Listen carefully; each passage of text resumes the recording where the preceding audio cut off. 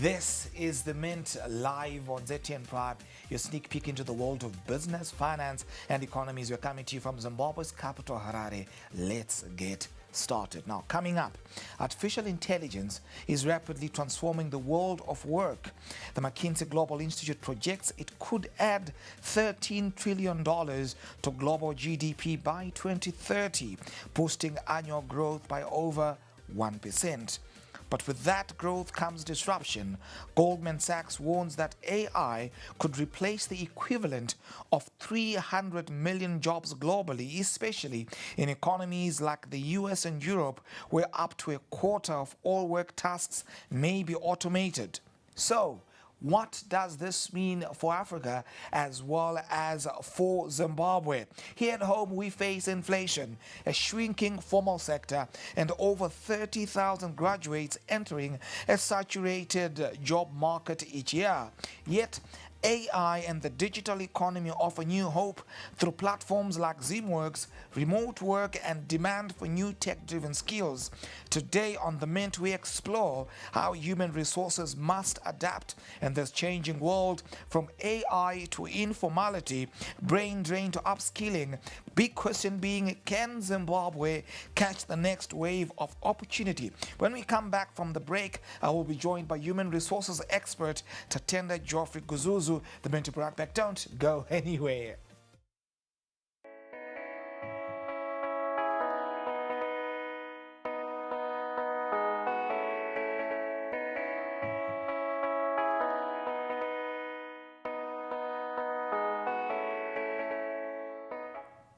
You're watching The Mint as a broadcast to you live from Zimbabwe's capital, Harare. Now we take a look at our main story in detail. Artificial intelligence is reshaping the global workforce. McKinsey says it could add $13 trillion to the world economy by 2030. But Goldman Sachs warns it might also replace up to 300 million jobs, especially in developed markets. In Zimbabwe and Africa, the picture is different. We face a growing informal economy, thousands of graduates with limited job prospects, and a widening gap between private and public sector wages. Yet digital platforms are opening up new virtual work opportunities. To discuss this, I'm now joined in the studio by human resources expert Tatenda Geoffrey Guzuzu. Hello, Mr. Guzuzu, and welcome to The Mint. Thank you very much. Hi, Eben. It's good to have to discuss with you this subject that is of interest. Fantastic. To get the ball rolling, globally, AI is automating tasks across different sectors, from recruitment to data processing. What does it mean for the field of human resources? Okay, thank you very much, Eben. So first and foremost, I must acknowledge that AI is here to stay, and it's a reality that AI is now our day-to-day in terms of the HR function as well as other facets in the business. So rolling back to the question that you have asked me, there's quite a number of things, Eben, that we can learn in terms of how the developed world is conducting business and how it is encapsulating AI into their daily business. Right. I'll tell you there are quite a number of things that we can learn and that I've seen that are working, Eben. For example, recruitment. HR is moving from the traditional ways of recruitment where, you see a CV sent to the emails and you have to receive 1,000 CVs and you have to, manually go through each and every CV. But right now, AI is coming to assist the HR function to make sure that now you save time, you save, time significantly by just a click of a button, just upload the CVs and the AI assists you to recruit. This was also even assisting us in with other functions. For example, performance management. Traditionally there's a way that we've been, measuring performance management. But in the current setup with the coming in of AI, I tell you that, all these functions from performance management, even, there are now organizations that are even way forward to the extent that they're now creating those HR chatbots. From the click of a phone, an employee can just go over the phone, start typing, and they get assistance. So there's quite a number of things that we can learn. But firstly, if we are to, harness this AI and digital transformation, I think number one, what we need to do is to ensure that we are equipped What we need is to ensure that, the companies, as companies, we are investing in the infrastructure, the right infrastructure. At this juncture, we don't need to be talking about AI when companies are not even, affording the internet, if they're not affording to put their data on the cloud, Just the very basic of functions. Exactly, they're just the basics, So I think there's a lot that we can learn, but firstly, we need to do put basics in place and ensure that we start upskilling our staff to make sure that, they're competitive on the global market. Right. We're seeing new digital era roles emerge, like prompt engineers and AI ethics officers. Are such roles beginning to make way into Africa based on your experience as an expert in the field? Okay. So what I can say is that slowly we are moving towards that. But the current setup is that we are not yet fully, implementing those titles. Reason being, as I said in my introductory statement, organizations are still, trying to put the basics in place. But what I can tell you, Eben, is that currently there are consultants that are there, HR consultants, even, IT consultants that are working hand in hand with the organizations to make sure that, they help them to hold their hand, to make sure that organizations are now, going through the digital transformation. So currently they are not there, I must say. Okay. But there are, consultants that are there that are helping the organizations to make sure that they get there. But slowly now, what happens is that as the organizations are dealing with these consultants, what slowly happens is that organizations are going to sit down and say, you know what, why can we not have this role internally? And this is how it's going to be created. An additional cost of having it done externally. Precisely. But slowly we are moving towards that. Yeah. All right. Now, remote work gained traction, especially since the COVID-19 era. And of course, some organizations have had to retreat, but you still find elements of that are getting to be a part and parcel of how business is done, be it on the continent, be it even beyond. Case in point being at ZimWorks here in Zimbabwe, where they employ over 1,300 remote workers that are working from Zimbabwe, but they're working, be it in Dallas, Texas, in the UK, in different parts of the world. Now, the question is this: what does this mean for the HR function in an economy like Zimbabwe, Zambia, Nigeria? Okay. So what it means, Eben, is that, it means that AI and the digital transformation is a reality. And, we, as you rightly put it across, we have learned quite a number of things during the COVID era. Meaning to say that, remote work is a reality and it's there. But what it means to the HR profession is that we also need to change our strategies. We also need to change our policies. Because when you talk about the remote work, you are no longer managing, talent that is confined in some cubicle, but you're managing talent that is on some cloud. I don't know if you understand what I mean. So what it means is that our strategies, they also have to move with time. So strategies like, for example, obviously there is what is called digital fatigue. Just working in a remote office, Eben, there's fatigue that comes with that. So we need also to put in wellness strategies to make sure that we are covering that aspect of, the digital transformation. There's also the issue of, organizations have to be deliberate. When I say they have to be deliberate for the remote work to work, we need to support our staff. Obviously, there's the issue of infrastructure that needs to be there. And interestingly enough, if you look at the code of conducts of the organizations, they were designed to cater for an industry that was industrialized. But now there are new issues that need to be covered in that code of conduct. So which means that we need to change our code of conduct, we need to change our policies to make sure that they are fit for purpose in terms of this digital transformation. There are new things like, someone can have a misconduct whilst they are, not closer to where you are. So we need to cover all those things to make sure that we are covering the code of conduct, we're covering the policies to make sure that we keep the staff motivated. Right. Now, in countries like Kenya and Nigeria, we're seeing private sector partnerships drive digital upskilling. Now, the question is this: how can Zimbabwe leverage similar models to prepare graduates and meet career professionals for the AI-driven job market? Maybe not presently, but going forward. Okay. Yeah, I would say what we need is a fourfold approach. As you rightly said, countries like Kenya, countries like Nigeria, countries like Rwanda, or even South Africa, have led, in terms of the digital transformation. But the key things that we need to learn from them, I would say it's fourfold. Number one, we need to relook at our education system. Because look, the market is now requiring that skill. You know, the AI, digital skill and so forth. And there is a gap in the market. So number one, what we need is the education system. We have to change it. But we can't change it in isolation. The education system needs to work in collaboration with the private sector.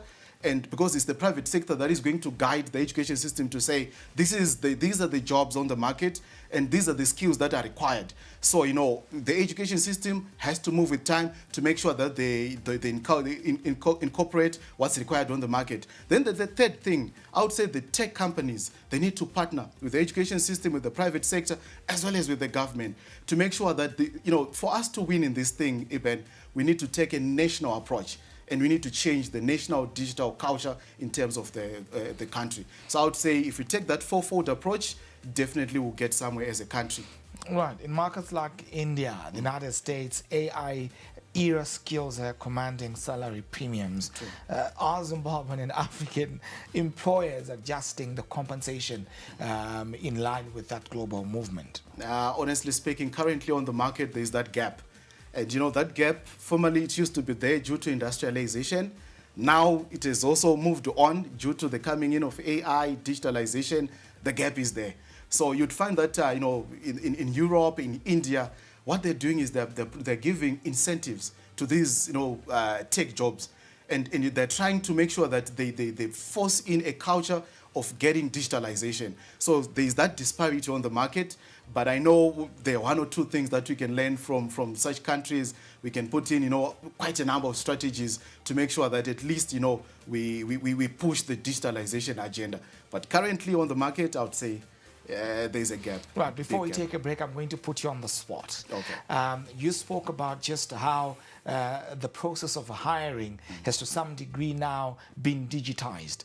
My question then would be, what would you recommend to a job seeker out there who has their CV? What would they need to make sure that they incorporate into their curriculum vitae before they send it out for a job opening? Okay, so I'll speak of two things. The first thing is whenever you apply for a job, you don't use one CV to apply for a job. Obviously, each job spec or job advert, it comes with its own needs. So what you need to do is to make sure that each and every time you customize your CV to suit the job that you're applying for. Then the second thing, you know, organizations are now using a tool. You know, as I said, you know, the shortlisting is now being done by AI and so forth. So there's a tool that they use. So when you see that job advert, there are those, you know, roles that are the duties and responsibilities. You need to make sure that you align your CV so that it speaks to what the job is entailing. So I think, in short, those two things, you do it right. Right, time for us to take a breather. When we come back, we look at the job market in Zimbabwe and just how the compensation is playing out. The minute we brought that, don't go anywhere.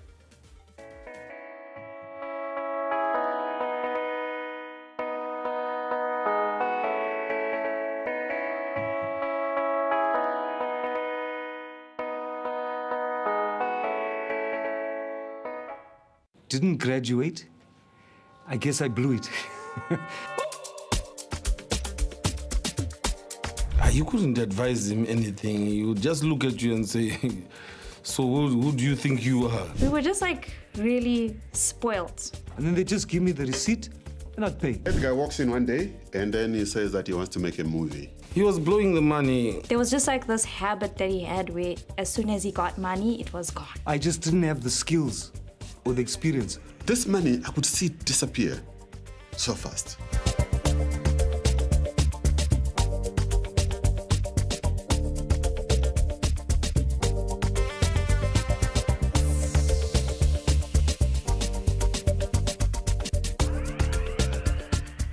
Catch exclusive interviews every weekday for candid, exciting and thought-provoking conversations with your host, Erika Ndoro. We talk about arts, we can talk about sports, we can even talk about politics, and sometimes we venture into a nice guitaristic play.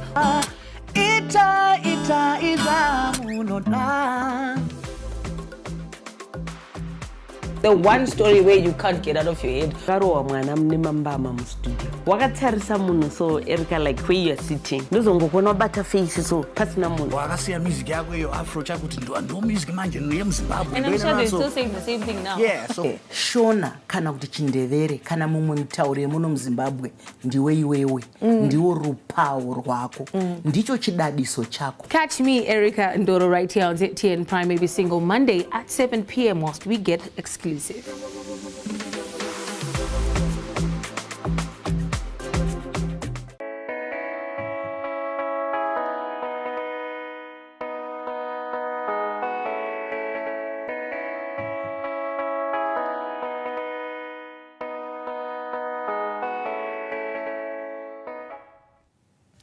You are watching The Mint as we broadcast to you from Zimbabwe's capital, Harare. I'm still in conversation with human capital or human resources expert Tatenda Geoffrey Guzuzu, where of course we are discussing all matters human resources, the workplace, as well as the impact of technology where that is concerned. Now, picking up from where we left off in the first segment, we were looking at artificial intelligence, the digital revolution. Now let's bring it back home and get into the specifics, the teensy-weensys of what's obtaining in the Zimbabwean market. Now, Zimbabwe's current macroeconomic volatility, you talk about the inflation, the high interest rates, and of course the turnover that we are witnessing here in Zimbabwe, which is affecting both public as well as the private sector payrolls. How is this reshaping workforce planning and retention, especially from a payroll perspective? Okay. So, true, you painted the correct picture of what's obtaining. Due to the macroeconomic dynamics that we're facing as a country, you find that, in terms of, salaries, they're being eroded by inflation. There's the multi-currency, the ZIG, component there. It's also being eroded. So what's happening in terms of the workforce planning and, the succession planning is that, as organizations, they're being faced with a mammoth task to make sure that they put in strategies in place to make sure that they retain the talent. So currently the market, the way it is right now, Eben, I have to tell you that, due to the inflation and so forth, there are challenges that are there. And, HR practitioners need to be strategic. They need to understand the economics. They need to understand what's going on outside there to make sure that they come back, sit in the boardroom and say to the stakeholders, guys, you know what we need to do? We need to put in retention strategies to make sure that if you are forecasting our work plan, we need to focus knowing that in the next 5 years we're going to be having this talent because we're going to invest on talent, but if you don't put in retention strategies, that talent is going.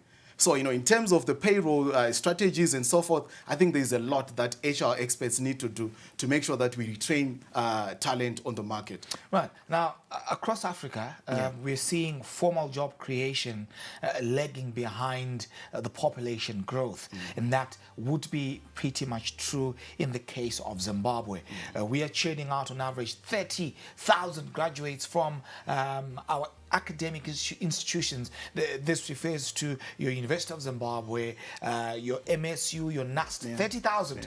Right. Now, the question is this. In Zimbabwe, the informal sector is employing over 80% of the labor force. How should HR, of course, fraternities, as it were, strategies evolve to serve this new reality? Okay. So my response to that is a bit debatable. Bring it on. But I'll put my 2 cents to that. So here's what is happening. We've got over 80% that are in the informal sector. And it's a reality, as you rightly put it across. What I think the HR fraternity need to do right now is to understand what is happening on the ground. I think what we need to do right now, even as organizations, as HR experts, is to make sure that we tap into that informal market. How do we tap into that? I'll pose an example. There is a lady who is sitting with a hem seeker selling a certain product. That lady, it's an informal person, but organizations can actually utilize that talent. They're there. You can partner with such talent. You can upskill the talent. And then after upskilling them, partner with them. Then you give them your product. So what's happening is that we've got an informal market there. Okay. We've got an informal labor there. But, the organizations can also tap into that labor and give them what are called flexi-time contracts. I don't know if you've heard about the flexi-time contracts, yes. where they're having their own job. It's some sort of a hybrid kind of a setup to make sure that we are also tapping into that. So I would say it's one of the strategies that we need to employ. And I've seen it working. You can employ a van sales on a full-time basis, van sales person going through into the market and so forth. But that van sales also needs to work with these informal sector individuals. Right. A classic example would be maybe in the beverages sector, you've got your Coca-Cola, you've got your Varun beverages that have their Fanta, your Coke, your Pepsi being distributed by informal salespersons that are spread across especially the metropolitan areas. Precisely. But now what we now need to do is just to bring formality into that informality. Exactly. How do we do this? We upskill this talent to make sure that we are, guys, look, we are going to be working with you. We're going to give you flexi time. But then we now need to upskill them to make sure that they are also getting into the gist of how the formal market works. So I would say that's one way of managing, the informal sector and making sure that we're bringing it back into the formal sector. So in other words, that then goes beyond just having a stall, but you are also being taken through a training program so that you, pick up the ethics as well as the je ne sais quoi that would be necessary in the delivery of that particular regard. Precisely. Now, I will still make reference to the 30,000 graduates that are being kept in Zimbabwe annually, as well as, of course, the millions across the continent. The question is this: is the current education to employment pipeline fit for this purpose? I don't think so. I think there's a lot that we need to do. As I said in my earlier on response. So I think what's happening is that we are getting these graduates. They've got their degrees, and they've got the theoretical aspect of how to do the job. But now let's look into the market. What does the market require? Currently, what the market is requiring is that degreed person, but it's also requiring a person with the right digital skills. So I think there is a gap that is there. I would call it a lacuna that is existing. And how do we bridge that gap? I think as HR practitioners, we need to actively take a role in terms of assisting the institutions to say, look, what is the job market requiring? The job marketing is requiring an accountant. Yes, I agree with you. It's requiring an HR manager. I agree with you. But it's requiring those jobs with also digital skills. So there is a gap that we need to close even. And that gap can only be closed if we partner with the institutions, if we partner with the tech companies, if we partner with the government to make sure that we drive the agenda. So there is a gap that is there in the education system, and we need to close it. Which is why if you look on the job market right now, there is a gap that is there. And, that's why organizations are now having to, invest in the talent, to invest in the digital skills of the individuals, because they're coming from the college role. They don't understand anything about AI. They don't understand anything about digitalization. So we need to close that gap. I would say maybe the education system right now, the universities, they may need to include the modules about AI and digitalization. And I would also say, as the HR community, we can come together, go to the universities, do those, public lectures, the free public lectures, and enculturate these students to say, guys, you're coming to the end of your program, but what you need to know is that the market has changed. It's requiring people with digital skills. So I would say that's how the market is looking like, and that's how the education is placed right now. Right. Let's move on to the dollar signs. Okay. How does Zimbabwe's average salaries or average salary scheme compare to what you find in South Africa, in Botswana, in Zambia, and what are the implications for regional talent mobility and brain drain? Okay. Quite an interesting question. So I would say, according to a certain research I once did some time ago, on average, the salary range in Zimbabwe is ranging from $500 to $800, but it can go as low as $300. But let's just work with $500 to $800. Okay. Let's go down south. Let's start with Zambia right now. They're averaging from $1,000 up to $1,500. Let's go down to South Africa. It's actually above that. So in terms of that disparity, is there in the SADC region. And obviously, we know we are owing this to the economy. We are owing this to, where we know the economy, where we are coming from. So in terms of the brain drain now, if you look at currently our staff, they are going to South Africa. It's a non-fact. Why are they going there? Because there's more stability. there are more benefits in terms of, work-related benefits. So there's that disparity in the SADC region, and we are on the lower end as Zimbabwe. So, there's a lot that we need to do, or else the brain drain, apart from, our staff going to Europe, they're also going regionally.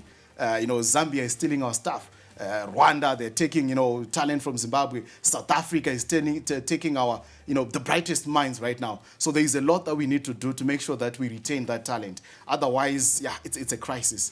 Do you think also that the Zimbabwean job space could also be reeling from, of course, poachers through remote work? Yeah, definitely. As you rightly put it across, it's a plus for us. We've got Zimwex, that is, providing that labor and so forth. But there is also, what's now happening on the market is that we're now having those hybrid jobs where at times a person starts working here and they're working online to some company outside there. Then at the end of the day, they'll see that this is valuable talent. Then they end up, poaching that talent. But there's a lot that we can do, like Zimwex.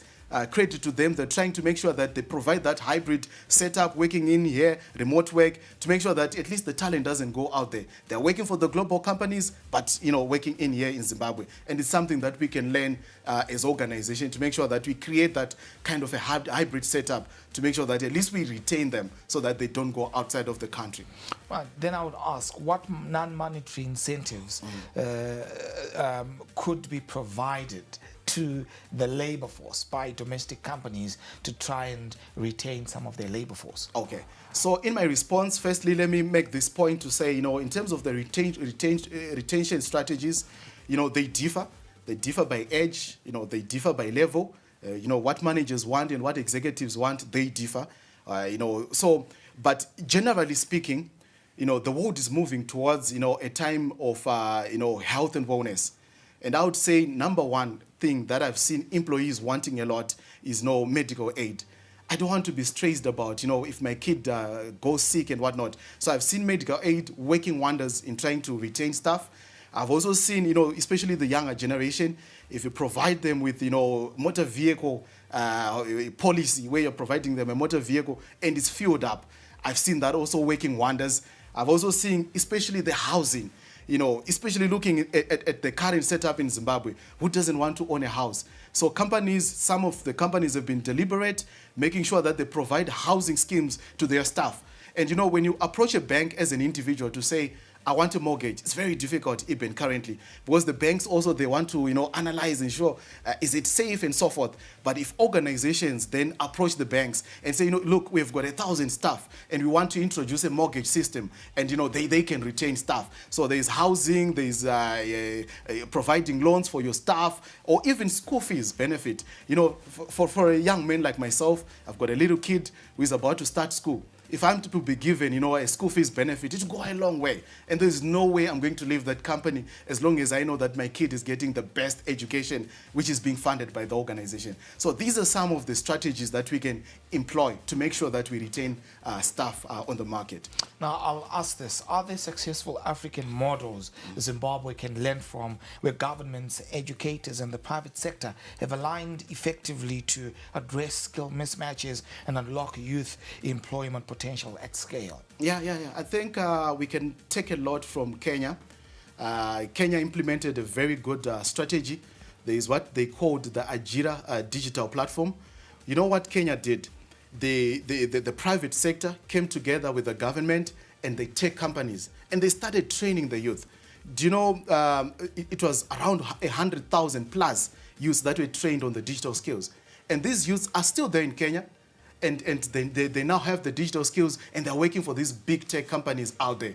So I think there's a lot that we can learn from Kenya. There's a lot that we can learn from Nigeria in terms of, coming together as the private sector, coming together as the, as the industry to make sure that we support the youth, we support the digital revolution, and ensure that we get the staff skilled out there. Tatenda Geoffrey Guzuzu, thank you for appearing on The Mint. I appreciate And it. of course, that's a wrap on The Mint today. Do follow us on our social media handles at Zim Papers TV Network, as well as at ZTN Prime. Your views and your thoughts are important to us. Remember to catch us every weekday, 2 p.m. Central African Time, for the juiciest business stories in Zimbabwe, on the continent and beyond. I'm Ibn Mabunda, the money man. Let them do what they do. When we do what we do, we mean business. Thank you for watching and have a good day.